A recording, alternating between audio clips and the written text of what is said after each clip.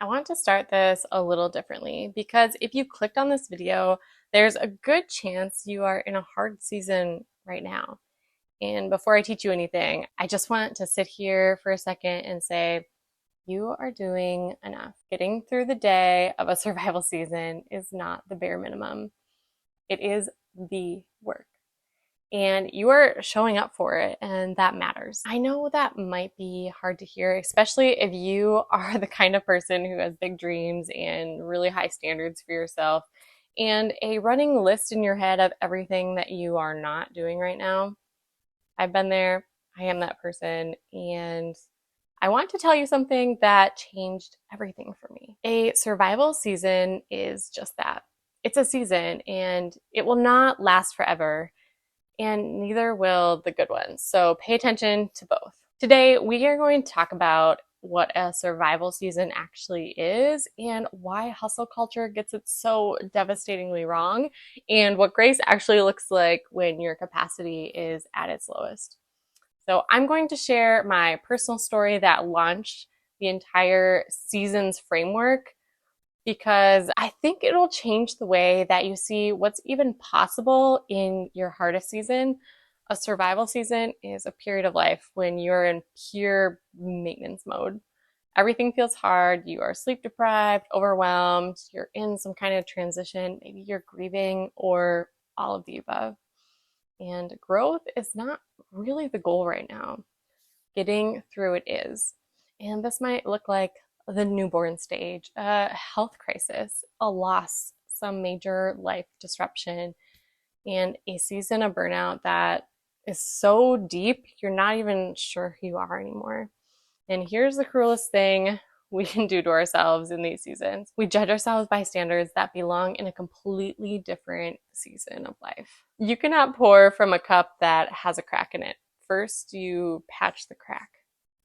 Hustle culture will tell you that there are no excuses, that if you are not growing, you are dying, and that successful people do not slow down. I want to offer you something completely different.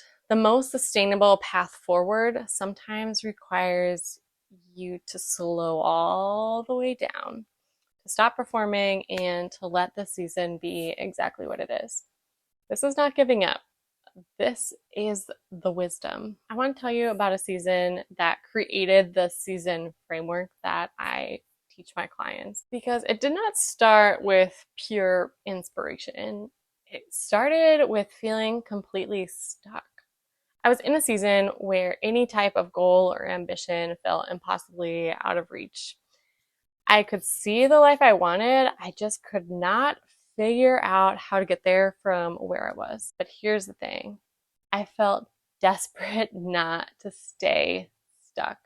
And that desperation, it was actually a gift because it pushed me to do something.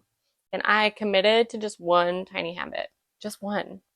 That was managing our household budget. It wasn't a fitness transformation. It wasn't a business launch. And all it was is a simple budget that actually worked for us. And once I had a financial system in place, my anxiety around money started to shrink. And when that stress shrunk, the rest of my life felt more manageable too.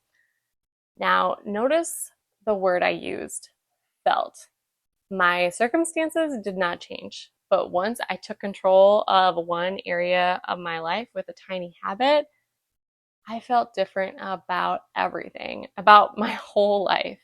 And that feeling, that small but real sense of agency, made other goals start to feel possible again. And it was like a tiny door cracked open, and through that door, I could see a path forward. That is the cascade effect of tiny habits in a survival season. It did not fix everything, but it changed how everything feels. Sometimes that is exactly enough to keep on going. So, what does navigating a survival season with grace actually look like? For me, it comes down to three things. First, naming the season honestly, not pretending it's something it's not. Just saying clearly and without shame, this is a hard season and I'm doing what I can, and that's enough. Naming your season is not admitting defeat. It is the first act of self-leadership. And then second, release the comparison. The women online who seem to be thriving, they're in a different season than you. And that version of you from 2 years ago who had a lot more energy, yeah, she was in a different season as well. And you are not her right now, and that is not a failure. That is just something that is true right now. And third, honor where you are by choosing one tiny habit that fits exactly in the season you are in. Not the one you wish you were in, but the one that you're actually in right now. Just one tiny habit that's easy to integrate into your life. And that one tiny habit is not nothing. In a survival season, that is everything. You do not need to rebuild your whole life right now. You just need one tiny habit that reminds you that you're still you and that you have control of your own life. And I want to share something that I built for exactly the season you might be in right now. The season clarity guide begins with the step called See Your Season. And the very first thing it asks you to identify your current season. Are you in a survival season, rebuilding, a quiet growth season, or an expansion season? For women in a survival season, this alone is healing because it gives you permission to stop measuring yourself against the wrong standards, to see where you actually are, and to build slowly and gently from there. It is only $17 and you can do it all in one sitting. And in a survival season, one focused sitting might be all that you have. And this guide is designed to fit inside of that. The link is in the description. If you are in a survival season right now, I see you. You are not behind and you are not failing. You are in a hard season and you're still here. That is not small. And here is what I know about survival seasons. They shift. They always shift. The women who navigate them with grace, not with hustle, not with shame, but with honesty and one tiny habit at a time, they come out on the other side with something that hustlers don't have.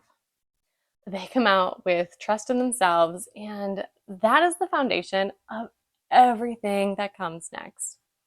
And speaking of what comes next, that is exactly what next week's video is about. Because if you are starting to feel your energy come back, even just a little, and your goals are starting to feel possible again, but also a little intimidating and far away, that video was made for that exact moment.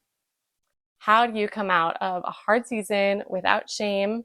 And how do you rebuild momentum when you've been in survival mode? That is next week. And honestly, I think it might possibly be the most hopeful video I have made yet. I will see you there.